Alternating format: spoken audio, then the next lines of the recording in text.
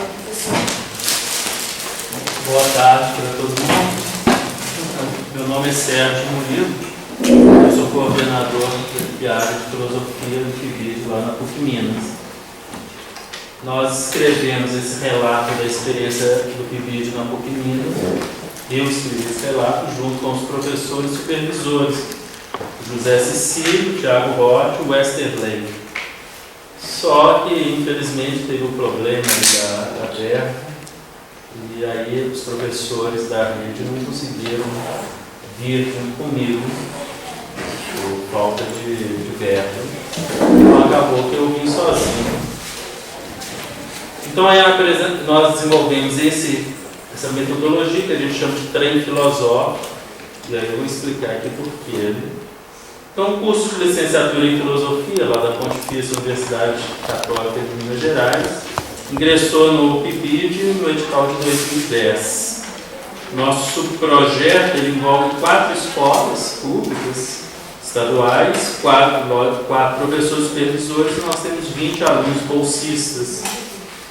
Nessa ocasião, fazia menos de 2 anos que a filosofia havia se tornado obrigatória no currículo do ensino médio, na lei de 2008. E levando em consideração o nosso entendimento que o PIBID é um programa que leva a formação de professores para dentro do espaço escolar, o nosso subprojeto privilegiou o tema dos pressupostos teóricos e propostas metodológicas sobre o ensino de filosofia. Basicamente, o que ensinar e como ensinar filosofia no ensino médio. A formação do futuro professor ela não pode ficar restrita aos muros da universidade, pois sabemos por experiência própria, afinal de contas, né, essa é a única profissão, o professor é a única profissão em que você já passou do outro lado. Né? Todo professor já foi aluno algum dia. Então é uma das poucas profissões em que você tem a experiência do seu público. Né? E por essa experiência a gente sabe que os conhecimentos aprendidos no ambiente acadêmico não se aplicam literalmente à realidade escolar. Os saberes da comunidade escolar muitas vezes são opacos aos estudantes universitários de licenciatura, que só vão descobri-los na sua prática pedagógica de sala de aula. Também sabemos o quanto os estágios supervisionados deixaram de suprir a demanda por uma aproximação dos saberes da formação docente de universidade com os saberes da prática docente de escola. A gente também sabe que o PIBID ele só existe porque os estágios supervisionados, de certa maneira, fracassaram no propósito deles. Porque se os estágios supervisionados fossem eficientes, não haveria sentido ter um PIBID. O PIBID possui o diferencial de levar a formação docente para o espaço do diálogo entre as universidades formadoras e as escolas, nos quais os professores exercem as funções para as quais foram preparados. A universidade estabelece uma relação institucional com a escola pública estadual. O professor supervisor da escola elabora um projeto conjuntamente com o coordenador de área da universidade, estabelecendo um plano de ação para os estudantes da licenciatura, os bolsistas de iniciação à docência, que são o objeto principal do PIBID. Assim, os bolsistas têm uma dupla orientação, que são complementares, ou seja, o professor da escola complementa a coordenação do professor da universidade, e vice-versa, de forma que práticas e modelos epistêmicos de um lado e de outro possam ser constantemente atualizados e aperfeiçoados. Não se trata de uma intervenção da universidade na escola, mas de uma cooperação, pois a participação do professor supervisor como protagonista é fundamental, bem como da direção da escola e dos outros professores. Será o professor supervisor, junto com seus alunos na escola e os bolsistas, que oferecerão um feedback fundamental para a formação dos professores nas licenciaturas envolvidas. E certamente este professor supervisor será provocado em suas práticas e metodologias a se reinventar diante do desafio por ele assumido. Um dos problemas do estágio supervisionado era justamente que a percepção de que a universidade ia à escola como detentora do saber. E chegando lá, havia uma reação natural da escola a esse saber que era imposto. A vantagem do PIBID, então, seria esse sistema de parceria, em que o professor supervisor ele tem um papel de protagonista, um papel fundamental, porque ele está em pé de igualdade com o coordenador da universidade. E com isso nós podemos trabalhar um projeto sem que haja imposição do saber da universidade ou do saber da escola. E a nossa experiência mostra como que esses professores supervisores buscam aperfeiçoamento, né, a partir dessa demanda que lhes é dada. Além disso, a formação do professor de filosofia possui dificuldades específicas. A falta de um currículo mínimo consensualmente aceito. O que ensinar no primeiro, no segundo e no terceiro ano do ensino médio é um problema que nós temos. Não sei se em outros estados, um estudante trocar de escola durante os 3 anos do ensino médio, fizer os 3 anos em 3 escolas diferentes, ele corre um sério risco de ver a mesma coisa nas três séries. Quer dizer, no primeiro ano ele vê Maquiavel, no segundo ano ele muda de escola, no segundo ano Maquiavel de novo. E no terceiro ano ele vai para outra escola, aí é Maquiavel que nós vamos ver aqui. Né? Então a ideia do currículo mínimo, embora tenha um problema, né, do engessamento, mas por outro lado há muitos problemas ao deixar solto, né, o que vai se trabalhar nos anos, na seriação. A falta de acordo sobre as habilidades e competências a serem desenvolvidas pela disciplina. Essa falta de acordo é tão grande que muitas vezes não se concorda nem se há habilidades e competências no ensino de filosofia. Muita gente defende que simplesmente que essa ideia de habilidades e competências foi desenvolvida para matéria, disciplinas técnicas, disciplinas científicas, que não cabem para a filosofia. A pequena carga horária da disciplina, a falta de relatos sobre a prática de aulas, das práticas de aulas de filosofia com jovens que pudessem nos orientar na direção das melhores metodologias de ensino de filosofia. Como a obrigatoriedade, então, é recente, nós não temos ainda práticas de aula de filosofia que a gente possa recorrer. Nós estamos começando a ter isso agora, o que é diferente, por exemplo, nas outras disciplinas, história, matemática, física, por exemplo.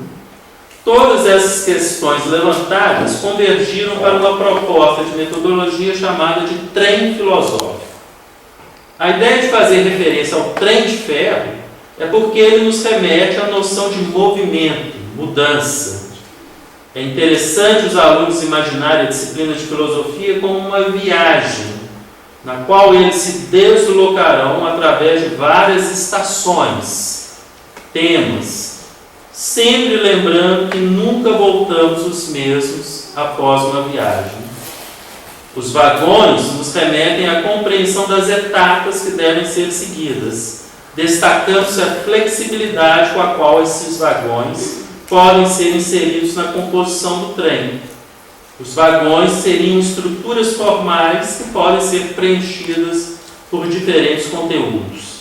E por fim, e por que não dizer o mais importante, o significado afetivo que o termo trem possui no imaginário do povo de Minas Gerais.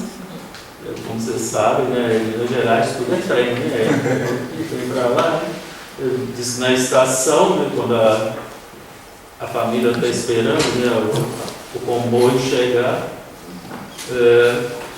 a mãe fala com ele: pega os trem logo aí que a coisa está chegando.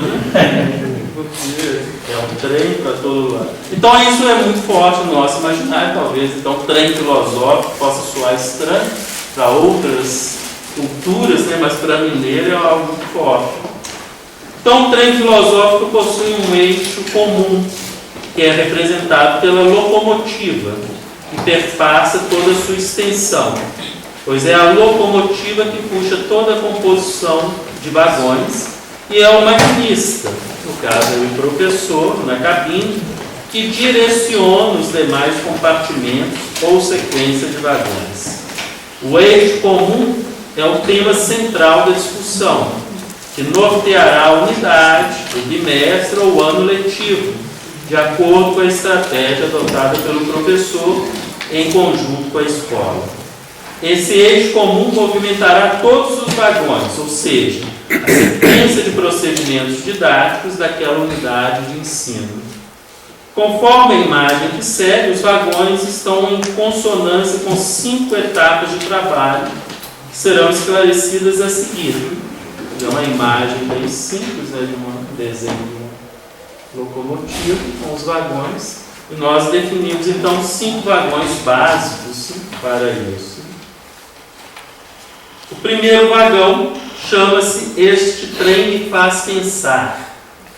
Trata-se do embarque na temática proposta, dentro do eixo comum estabelecido.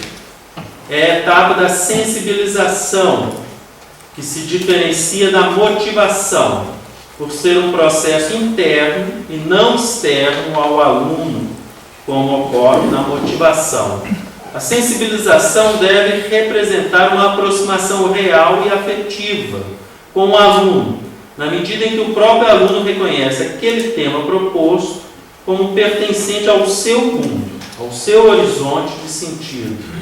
Ou seja, escolher um problema que seja também dos alunos, ou melhor ainda, que parta deles, de suas vivências. Embora a tarefa de sensibilizar o aluno exija mais por parte do professor, parece ser a mais adequada para os fins aos quais nos propomos. O caminho para a sensibilização é o círculo hermenêutico. É proposta para a turma uma problematização e caberá a eles, em um primeiro momento, pensarem sobre a relevância desta problematização, para posteriormente proporem soluções possíveis. Nesta fase, temos um levantamento dos preconceitos, pressupostos dos alunos e a comunidade escolar, alunos e professor, poderá perceber como aqueles preconceitos levam a pensar a problematização de uma determinada forma e, consequentemente, propor determinadas soluções e não outras. A sensibilização é o ponto de partida no trabalho que culminará naquilo que chamamos de experiência filosófica. O segundo vagão é denominado de "E eu com isso?". Consiste na possibilidade de associar a realidade que cerca o aluno com o conteúdo trabalhado em sala de aula, levando o aluno a perceber a importância desse conteúdo no seu cotidiano. A viagem iniciada com o trem filosófico só encontra um direcionamento fecundo se permitir ao estudante trilhar o caminho da verificação do significado das proposições abstratas da história da filosofia na sua realidade cotidiana. O objetivo é provocar no aluno, durante o trajeto da investigação filosófica, a pergunta: e eu com isso? Ele poderá então refletir de que modo as questões formuladas pelos pensadores na história da filosofia se inserem no seu cotidiano, na realidade do mundo contemporâneo. Essa etapa permitirá que o aluno se veja implicado existencialmente em questões do seu tempo, dignas de problematização, mas que tantas vezes têm o seu potencial crítico-reflexivo ignorado, por causa de uma recepção do texto filosófico inadequada. O jovem do ensino médio possui capacidade de compreender os textos clássicos dos próprios filósofos, mas necessita de uma preparação prévia, que situe o texto, a temática e a linguagem utilizada para o jovem. Inclusive, seria muito estimulante incentivar o jovem a reescrever o texto na sua linguagem geracional.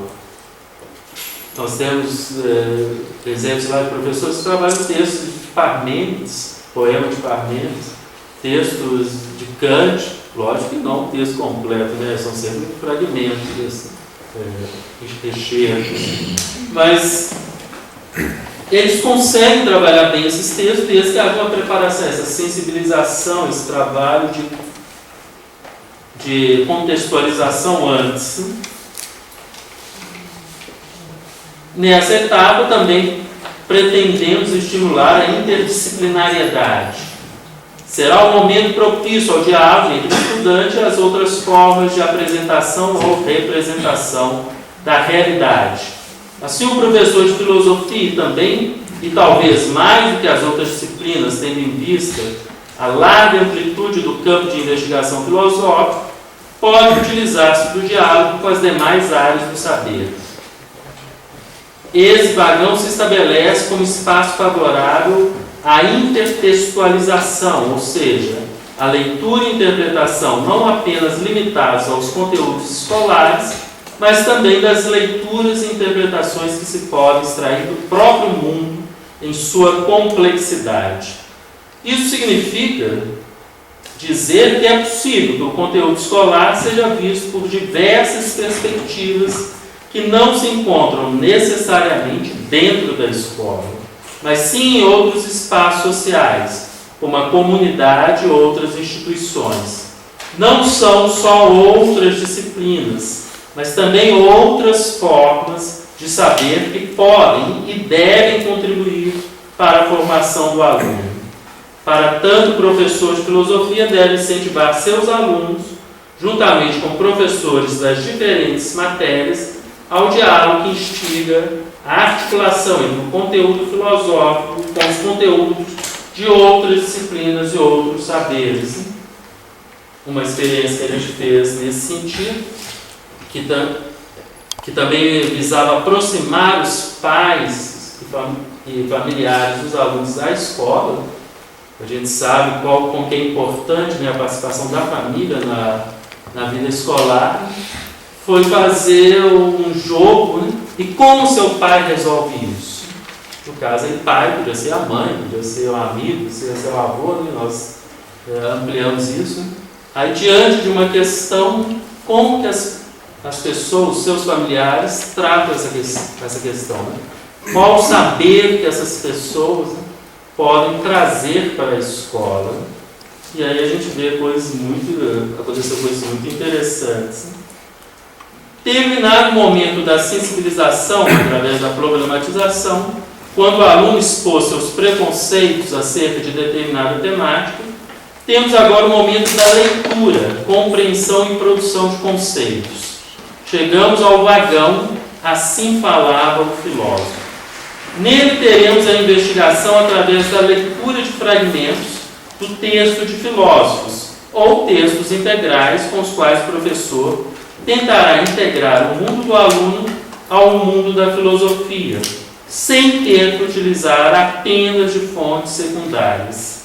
Neste vagão será trabalhada a construção do discurso, que será um dos indicativos que permitirão ao professor avaliar a compreensão e entendimento do aluno em relação ao texto trabalhado.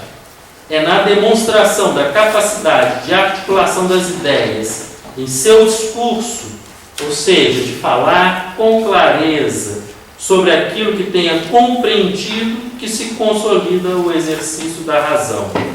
Entretanto, um conceito por si só, transferido da história da filosofia para a realidade do aluno, pode não suscitar elementos suficientes que possibilitem a ele a compreensão do problema tratado. Partindo desse pressuposto, sugerimos a utilização de outros textos e conceitos, filosóficos ou não, que promovam a expansão do horizonte reflexivo do estudante, provocando-o a compreender o minucioso trabalho de pesquisa que terá que ser feito não só para a filosofia, como para todas as outras áreas do saber, inclusive os saberes cotidianos.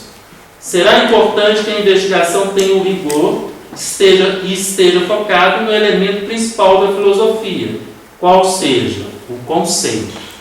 O conceito precisará ser reconstruído a partir de uma transposição pedagógica do conceito original do filósofo para o novo conceito alcançado pelos alunos. Deve ficar muito claro ao aluno que, em um primeiro momento, ele irá identificar e compreender o conceito do filósofo, dentro do contexto do filósofo, e só posteriormente ele irá aplicar a sua compreensão na conceitualização de um conceito derivado do filósofo, mas não mais o mesmo. É fundamental para o adequado ensino do filosofar que o aluno distinga a conceitualização do filósofo da conceitualização dele, pois senão corremos o risco do aluno atribuir ao filósofo o conceito que não é mais dele, mas agora do aluno, e transmitir essa informação inadequada a outros. Aqui, por conceito, a gente entende igual Deleuze e o Silvio Galo, também trabalha muito essa ideia, que até falou um pouco ontem, que é a ideia de dar solução a um problema. Então, por exemplo, sempre fazer fogo, isso é criar um conceito. Você tem que solucionar um problema, você consegue manter o fogo aceso, mas não sabe fazer o fogo. Então, sempre que nós resolvemos um novo problema, nós estamos conceitualizando, produzindo novos conceitos. A história da filosofia é isso. É produzir novos conceitos a partir de conceitos antigos, da leitura de outros filósofos, produz outros conceitos. A ideia é levar isso para que os alunos possam fazer isso também, a partir de um conceito desenvolvido pelo filósofo, eles próprios criem, lógico que dentro dos limites temporais de uma disciplina anual, um conceito para resolver aqueles problemas que estão sendo tratados. Só que aí já não é mais o conceito do filósofo, é um conceito derivado do filósofo. O vagão, o mundo em 4D, pode tomar a forma de oficinas, palestras e filmes para fixar e apontar outras perspectivas de conceitualização e construção de argumentos. Estamos agora no 4º vagão. A proposta dele é reforçar o trabalho de elaboração de conceitos. Ora, é preciso levar em conta que o trabalho de criação de conceitos é muitas vezes questionado, no sentido de entender a reutilização deles como mera repetição. Mas não se trata de repetição, pois o estudante se apropriou daquele conceito, adaptando a um problema atual deles. Utilizaremos nesse vagão de outros recursos metodológicos, que não a tradicional aula expositiva, para levar o aluno a descobrir a importância de compreender o texto filosófico nos seus componentes básicos, teses, ideias, estrutura argumentativa, e como a partir dessa compreensão se poderá construir novos conceitos derivados dos tradicionais. Parada técnica, que é o 5º vagão, serão jogos filosóficos e outras atividades extra-classe, como, por exemplo, um passeio com Sofia, excursões com os alunos a museus e outros lugares que possam suscitar a reflexão filosófica fundamentada em referenciais teóricos. O objetivo dessa etapa tem um duplo propósito. Primeiramente, ao retomar as atividades aplicadas no decorrer da unidade, pretende auxiliar e reforçar a compreensão do conteúdo e do exercício do pensamento por parte dos estudantes, utilizando-se, contudo, de interações mais descontraídas ou informais. No segundo momento, objetivamos tornar a filosofia menos alienada dos estudantes. Ou seja, sabemos que os conteúdos de filosofia tendem à abstração, que exige esforço reflexivo, que, por sua vez, não é uma característica muito percebida no perfil dos nossos estudantes do ensino médio. Assim, a parada técnica sugere uma pausa no cotidiano escolar para permitir a fixação e ampliação dos saberes através de práticas interativas, minimizando a dificuldade inerente à natureza da reflexão filosófica.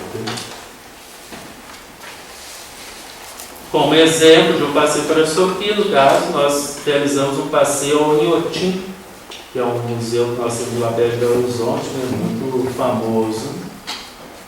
O nosso esforço, a partir do projeto do trem filosófico, foi pensar as futuras atividades dentro dessa metodologia de ensino.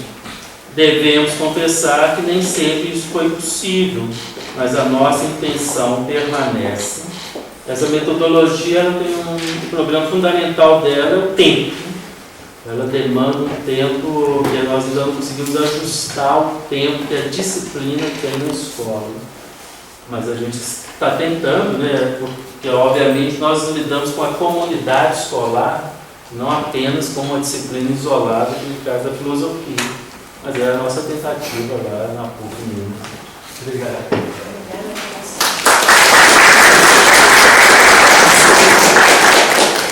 Vamos abrir então para questões. Alguém gostaria de... Tem um amigo. Café com pão, manteiga não. Eu achei interessante o que você falou, mas isso é uma metodologia para o ano todo. Qual que é o tempo da metodologia? É para o ano todo, as 3 séries. Entendi. E a outra pergunta já respondeu, que era certa influência do Galo aí nessa metodologia. Mas eu quero um novo ingrediente, não sei se o pessoal conhece, quando se fala das estações, do trem, eu gostei muito da imagem do trem. Mas me veio à mente também a fenomenologia do espírito do rei, sobre a interpretação do Zé Henrique Santos, que ele, não sei, comigo ele chegou a falar, eu fui monitor dele. Caso mineiro agora, gente. Aí ele falou uma vez sobre o trem. Tem um exemplo da metodologia, desculpa, nada disso. Deu um exemplo da fenomenologia, que ela passa pelas várias estações de formação da consciência até atingir a ciência, e deu um exemplo do trem. Eu queria ver se tem alguma coisa a ver com a fenomenologia, em primeiro lugar, né? Com o processo de formação da consciência para a ciência, e mais especificamente se tem alguma coisa a ver também com alguma influência do Zé Henrique Santos, a leitura dele de Hegel. Eu também fui aluno do Zé Henrique, né? Talvez tenha tido uma influência aí, inconsciente. Mas a fenomenologia do espírito, certamente, porque nós, quando a gente elaborou esse projeto do trem filosófico, a nossa ideia, nós nos deparamos com um problema. Qual que é o objetivo da filosofia na escola? Quer dizer, quais as habilidades, competências que a filosofia deve desenvolver no estudante do ensino médio? E nós, na época, consideramos que o desenvolvimento da consciência, uma consciência crítica, seria o objetivo principal. Certamente que esse objetivo é um objetivo difícil de quantificar, difícil de você estabelecer exatamente de uma forma objetiva. Por isso que nós imaginamos, né, usar uma metodologia mais livre de movimentos, mas com essa ideia mesmo, né, das estações que a fenomenologia do espírito, da consciência, que vai alçando os seus degraus, através de um desenvolvimento da capacidade que a própria consciência tem de refletir, uma capacidade mais ampla. Né? E basicamente também hoje, mesmo hoje, né, se a gente pega o Deleuze, o pensamento desconstrutivista, do Derrida, a ideia básica, né, do Guattari, Bruno Latour, é a ideia das conexões. Quase todos eles, o que é o pensamento lá do Rizoma? Né? Fazer conexões. Olha, se a gente pensar no Hegel, né, a ideia de ter um pensamento mais amplo, lógico que o Hegel trabalha muito com a ideia de universal, e todos esses filósofos, a ideia do singular. Mas a ideia básica, né, de você poder ter uma ideia mais ampla, fazer mais conexões, isso é fundamental. Né? Por mais informações que esses jovens têm, eles têm uma quantidade de informações muito maior que nós tínhamos, né? Eles não conseguem fazer ligações. pelo menos é a minha percepção, né? A percepção que a gente tem na escola é eles têm dificuldade em ligar as coisas. Embora eles tenham muitos dados, muitos pontos, mas na hora de ligar os pontos, a consciência não consegue filtrar para fazer isso. Né? E a gente imaginou que esses vagões, né, essas estações, seriam momentos deles fazerem isso. Professor, eu sou da Universidade Federal de Rio Preto e eu não entendi, o projeto é só você é professor, né, da PUC. E não existem bolsistas graduados em filosofia nesse projeto? Existem 20. Ah, sim. É que eles não puderam, eles não puderam vir, porque a gente não teve ideia só para puxar. Mas aí havia o diálogo entre vocês, esse projeto foi elaborado com os professores das redes públicas que vocês atendem nas escolas. E chegou a aplicar. Isso, esse projeto? Chegamos a aplicar. E como que foi, assim, para os alunos? Como que foi como que eles viram a filosofia? Você conseguiu aproximar a filosofia do cotidiano deles? Porque a dificuldade que eu encontro dentro da sala de aula é justamente essa, de você tentar mostrar a filosofia para eles de uma forma que não é essa viagem pejorativa que muitos encaram, né? É dar uma boa aula de filosofia, mas perceber no olho deles que eles estão entendendo aquilo que está se dizendo. Eu acho que assim, nós conseguimos sim, mas de forma descontínua. Nesse ponto, né, é um projeto e ele não conseguiu, ele não tem uma continuidade suficiente. O que eu quero dizer com isso? Nas 4 escolas que nós trabalhamos, a gente conseguiu bons resultados em alguns momentos, flashes. Então, por exemplo, né, essa visita ao Inhotim, teve uma exposição do Escher no Palácio das Artes, que é um museu que nós temos lá também, foi muito bem sucedido. Essa experiência dos pais, né, trazerem suas experiências, foi bem sucedido. Nós tivemos a experiência da filosofia como vocação, e a vocação, relacionando a reflexão filosófica com a escolha da profissão, foi muito bem sucedido.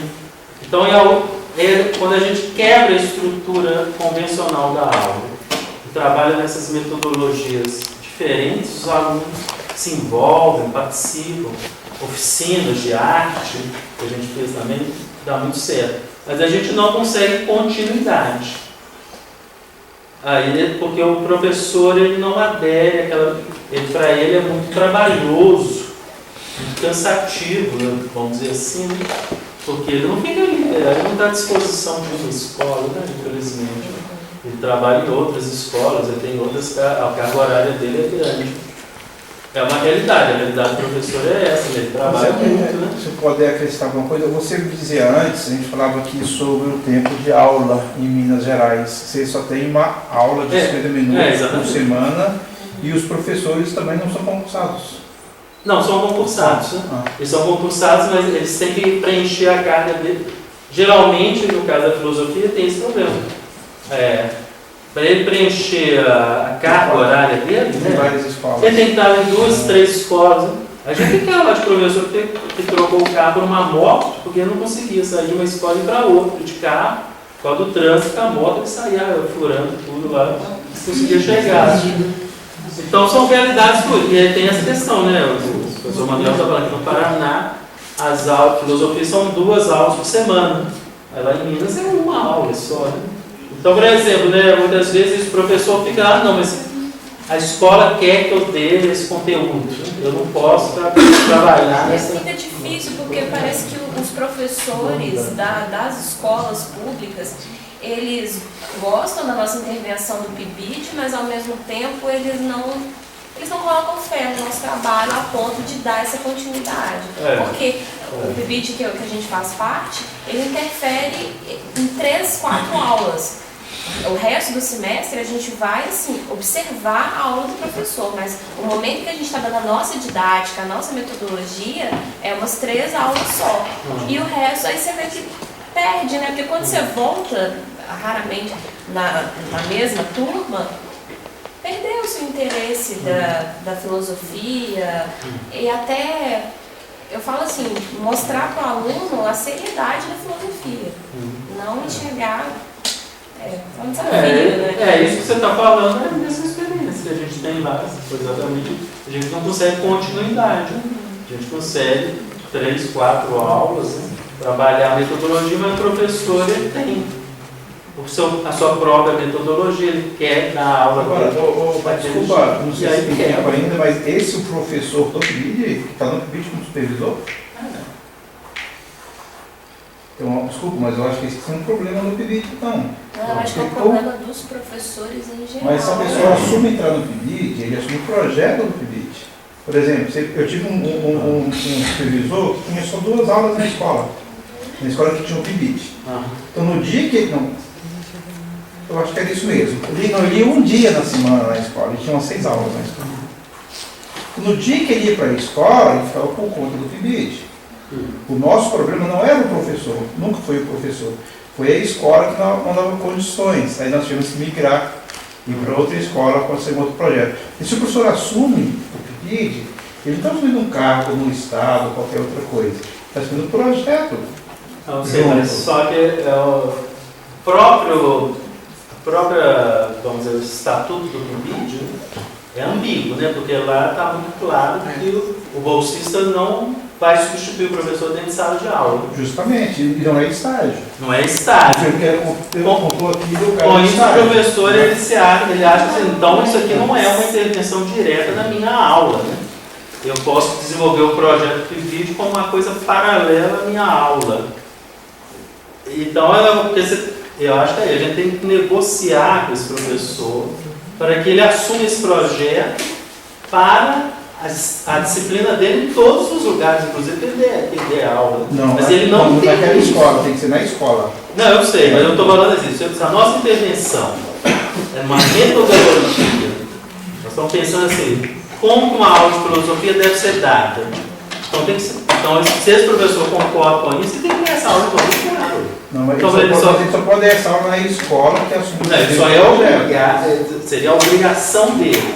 Mas aí você teria um paradoxo. Quer dizer, aqui eu recebo a bolsa PIBID e eu vou dar uma boa aula. Ali eu não recebo, eu vou dar uma má aula. Não, aí é questão de ética do professor. Gente, eu acho que nós podemos fazer essa discussão acho que interessa para todos nós. Né? Claro. Nós podemos fazer no final das apresentações para não atrasar muito. Não, sem problema, parece depois do intervalo, mas é muito pertinente que a gente faça essa discussão. Eu abro esse momento para que a gente faça essa intervenção e discutamos. Eu acho que isso é o momento, não tem nem outro momento a ser esse, né? Claro. Mas só para a gente poder manter o nosso horário, né? Não, obrigada, professor. Não,